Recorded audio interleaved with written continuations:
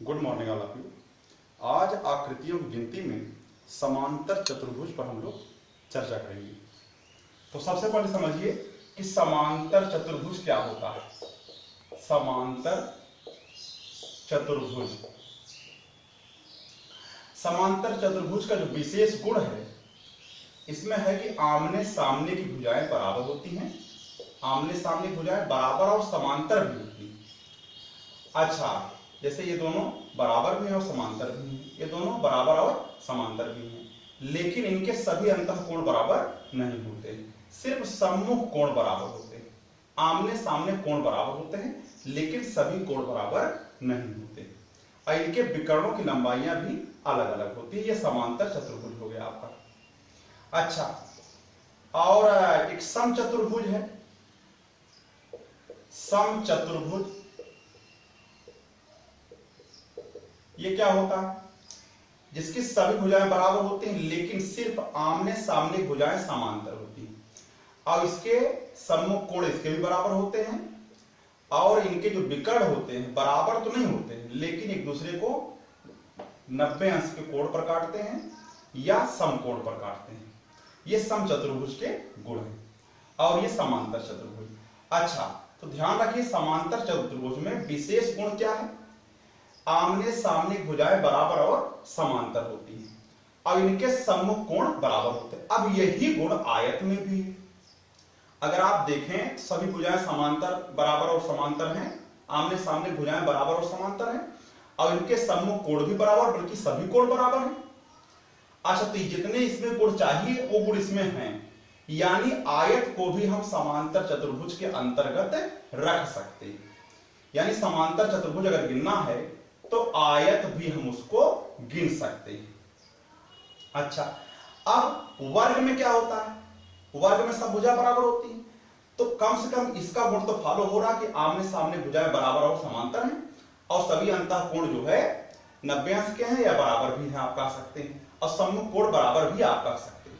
यानी वर्ग के जो गुण हैं वो समांतर चतुर्भुज के गुणों से बिल्कुल मेल करते हैं। कहने का मतलब है समांतर चतुर्भुज होने के लिए चाहे वर्ग हो और चाहे आयत हो, दोनों ही समांतर चतुर्भुज के अंतर्गत आते हैं। यानी जब भी समांतर चतुर्भुज गिनेंगे तो वर्ग और आयत दोनों को गिनेंगे, दोनों साथ में गिनेंगे। ठीक, आगे बढ़ते हैं। यानी जब भी समांतर चतुर्भुज गिनना हो आपको आयत और वर्ग दोनों को साथ में गिनना होगा। चलिए, यानी आयत अगर तो उसको भी समांतर चतुर्भुज के अंतर्गत रख लेंगे, वर्ग तो उसको भी रख लेंगे, और अगर समांतर चतुर्भुज है तो उसको भी रख लेंगे और सम चतुर्भुज है उसको भी रख लेंगे। यानी समांतर चतुर्भुज में सारी बातें आ जाएंगी आपका। आयत, वर्ग, सम चतुर्भुज। सम चतुर्भुज में क्या गुण है? सब भुजाएं बराबर होती हैं और सम्मुख भुजाएं समांतर होती हैं, सम्मुख कोण बराबर होते हैं, जो समांतर चतुर्भुज के गुणों से बिल्कुल मेल करते हैं। अच्छा, यानी कि आयत आप देखिए इस प्रकार का होता है, वर्ग आप देखेंगे इस प्रकार का है और सम चतुर्भुज में सब भुजा बराबर है, यानी वर्ग टाइप का ही रहेगा लेकिन इसमें सिर्फ सम्मुख भुजाएं बराबर रहेंगी। अच्छा, अब ये आपका समांतर चतुर्भुज है, ये आपका समांतर चतुर्भुज है जिसके गुण जो है इन तीनों में भी मिलते हैं। इसका मतलब समांतर चतुर्भुज अगर गिनते हैं तो आयत, वर्ग और समचतुर्भुज तीनों को गिन सकते हैं उसमें। तो चलिए पहला एग्जांपल लीजिए। एग्जांपल हमने यहां से उठाया है, ये एग्जांपल आपका है, इस तरीके से मिला दिया। बताइए इसमें कितने समचतुर्भुज हैं? तो इसमें देखिए ना तो वर्ग है ना तो आयत है, यानी समचतुर्भुज है और समांतर चतुर्भुज दोनों हैं। तो आप जो आयत गिनने की प्रक्रिया थी उसी का प्रयोग कर दीजिए। 1 2 1 2 3 4, इसको जोड़ लीजिए। 4 3 7 और 2 9 और 1 10 हो जाएगा, 2 और 1 3। तो यानी कुल मिला के समांतर चतुर्भुज हो जाएगा। समांतर चतुर्भुजों की संख्या अगर निकालना है तो ये कॉलम और रो दोनों गुणा कर दीजिए, 10 गुणे 3 हो जाएगा, तो आपका 30 हो जाएगा। यानी इस तरीके से इसमें कुल मिलाकर के समचतुर्भुज कितने हैं, 1 2 3 4 5 6 7 8 समचतुर्भुज हैं। और जितने बनेंगे, जैसे ये है आपका, ये बड़ा वाला आपका ये समांतर चतुर्भुज है, लेकिन समांतर चतुर्भुज के अंतर्गत समचतुर्भुज भी आते हैं, इसलिए सभी को मिलाकर कितना हुआ, 30। आगे बढ़ते हैं। अगली आकृति है हमारे पास वहां पर रखी हुई है, उसको हम लेकर के यहां पर मिला देते हैं।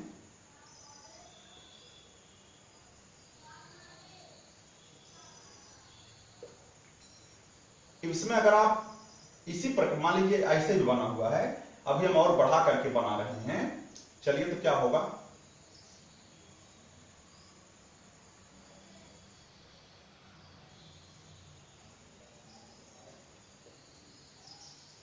ऐसे बना हुआ है।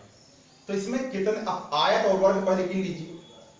तो जब ऐसे बना हुआ था, ऐसे बना हुआ था, तो इसमें कितने आयत वर्ग थे, 1 2 1 2, जोड़ लीजिए 3 हो जाएगा, 3, यानी कुल मिलाकर के आपका 3 गुणे 3 9 हो जाएगा। इसमें कितने आयत और वर्ग हैं, ये मिल गया आपको। चलिए अब आइए, अगर मैं नाम रख दूं A B C D E F G H I, तो आप देखिए A C F और D, ये बड़ा वाला, ये समचतुर्भुज है, तो एक इसमें और प्लस कर दीजिए। अब छोटे छोटे A B D E ये और B C F E ये, दो ये हो जाएंगे। चलिए प्लस, अब जितना 1 और 2 इससे इधर हुए हैं उतने इधर भी हो जाएंगे, 1 प्लस 2 प्लस। अब ध्यान दीजिए, एक जहां आपका दिमाग में गया है, ये देखिए इसको, ये हिडन छिपा हुआ है, इसको अगर आप देखें, एक इधर हुआ और एक आपका इधर होगा, तो 2 आउट हो जाएगा। तो 3 3 6 और 2 8, 9 8 17, यानी समांतर चतुर्भुज हो जाएंगे, समांतर चतुर्भुज हो जाएंगे 17। अच्छा, जरा देखिए आप लोग आगे, अगला है वृत्त। वृत्त में क्या है, बहुत ही आसान है, जैसे अक्सर इस प्रकार से मिला देते हैं। अब इसमें वृत्तों की संख्या गिनने के लिए कहते हैं, ठीक है ना। अच्छा,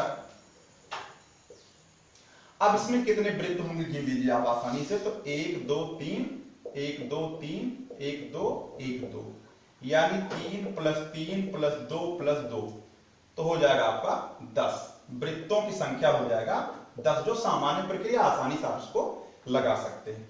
अगर क्वेश्चन इस प्रकार से बना दिया तो भी आप आसानी से इसको बनाते समय ही गिन सकते हैं, या बनाने के बाद भी आप एक एक करके गिन सकते हैं, बहुत ट्रिक की आवश्यकता इसमें नहीं है। 1 2 3 4 5 6 7 8 9 और ये 10 और ये 11, यानी कुल मिलाकर के वृत्त इसमें हो जाएंगे आपके 11। पुनः एक बार गिन लीजिए, 1 2 3 4 5 6 7 8, किनारे किनारे और 3 बीच में, 11 हो गए। इस प्रकार से वृत्तों की संख्या आप लोग गिन सकते हैं। लेकिन जो कल बचा हुआ था कि त्रिभुज गिनना है, एक क्वेश्चन हमने आपको इस प्रकार से बना करके दिया था, लेकिन समय ना होने की वजह से हम बता नहीं पाए थे। तो अगर इस प्रकार से बना हुआ है तो इसमें कितने त्रिभुज होंगे, मान लीजिए यही क्वेश्चन आपका, कितने त्रिभुज होंगे इसमें गिनना है। तो आप देखिए, कल हमने सिखाया था, अगर इस प्रकार की आकृति है तो 1 2 3 लिख दीजिए, जोड़ लीजिए सबको, 6 हो जाएगा। यानी अगर यहां से आप यहां तक गिनेंगे पूरा तो 6 हो जाएगा, यानी एक बिंदी पर 6 होंगे, ठीक है ना। तो कितनी बिंदियां हैं, 1 2 3 4 5 6 बिंदियां हैं, लेकिन 6 गुणे 6 नहीं हो जाएगा। ध्यान रखिए, 6 गुणे 6 नहीं हो जाएगा, इसलिए क्योंकि जब आप इधर से गिने तो 6 मिला, जब इसको गिनने लगेंगे तो एक जो एक वाला है वो कॉमन हो जाएगा। तो आप एक छोड़ के गिनेंगे तो 6 जरूर है, लेकिन आप 5 लिखेंगे पहले, इसमें 5 लेंगे और इसको छोड़ देंगे, इसको इसमें गिन लेंगे और इसको छोड़ देंगे, फिर इसमें गिन लेंगे तो फिर इसको छोड़ देंगे। इस तरीके से छोड़ते छोड़ते आप यहाँ पर छोड़ना ही नहीं पड़ेगा। तो यानी 6 जरूर, लेकिन सिर्फ 5 ही मानेंगे। तो अब कुल मिलाकर कितना है यहां से यहां तक, कितने बिंदी है, एक बिंदी पर 5 मानिए तो 6 बिंदी है, तो 6 पंजे 30 हुआ। लेकिन प्लस बड़ा वाला, एक ये वाला और एक ये वाला, 30 और 2 32 हो जाएगा। आगे बढ़ते हैं। अगला है, अगली आकृति है जो कल बताने का मौका नहीं मिला था।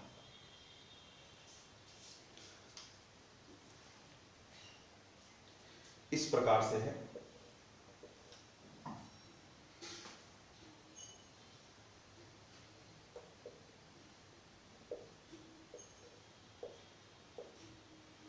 ठीक है ना,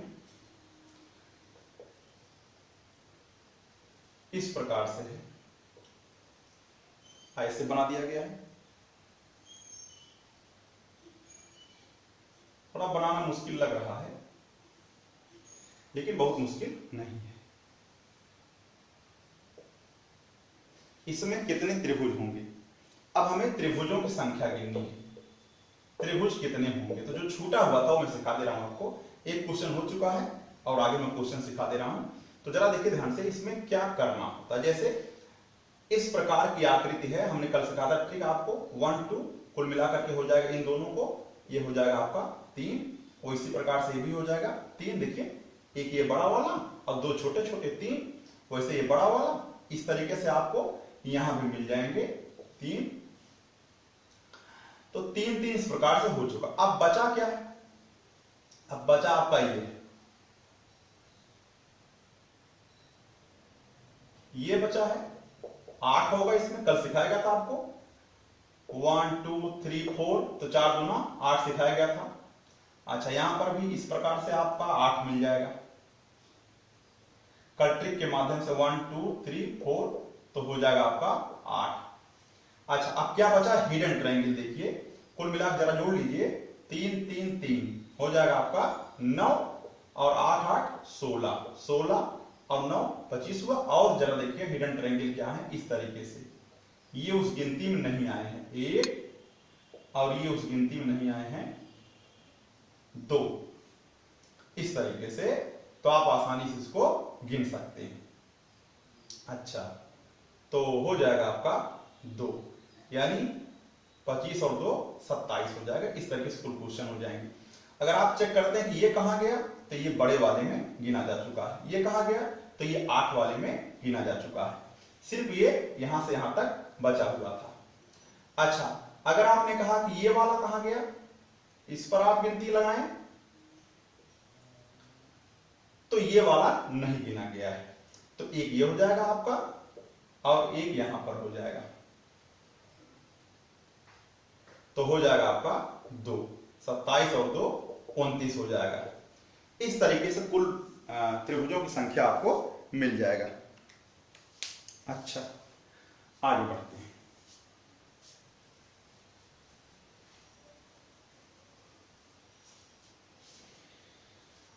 अगला क्वेश्चन है, अगर क्वेश्चन इस प्रकार से हो जाए, जो वेरी इंपॉर्टेंट क्वेश्चन है, अक्सर एग्जाम में मिलते रहते हैं,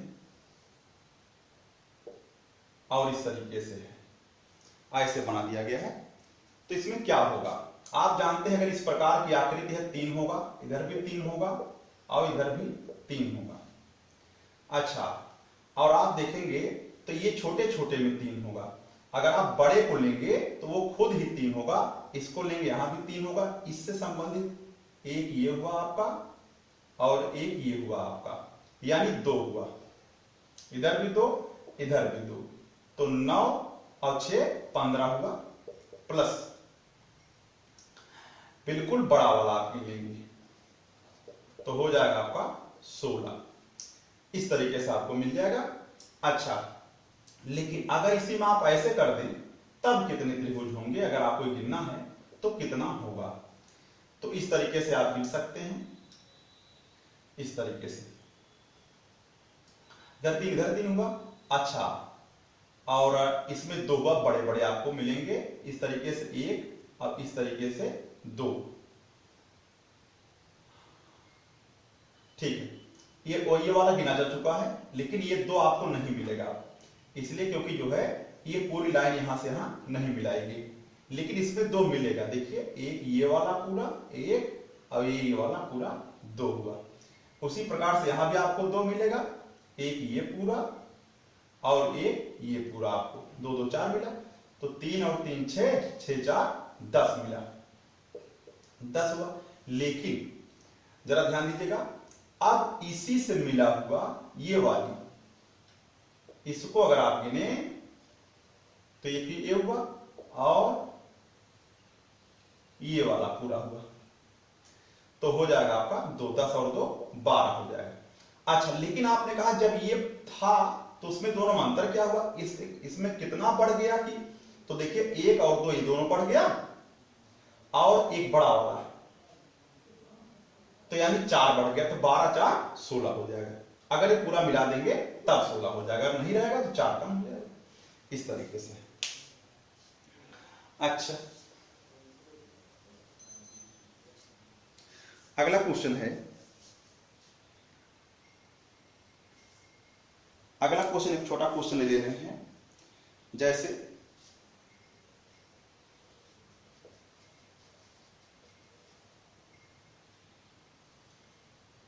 इस तरीके से एक बार एग्जाम में आ चुका है, इसमें त्रिभुजों की संख्या पूछ लिया है।